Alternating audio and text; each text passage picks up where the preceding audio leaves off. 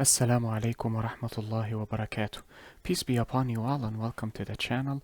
This is an addendum to a matter I forgot to mention in the comments lecture, so I will discuss it quickly. There is a macro to comment lines automatically. So let us say, for example, I have this line of code.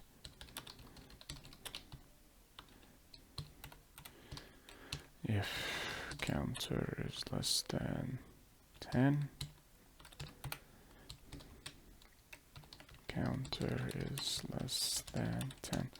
Now, if I wish to comment any line in the code, I can manually do this, or if I wish to comment this in its entirety, you can surround it by the asterisk and the forward slash.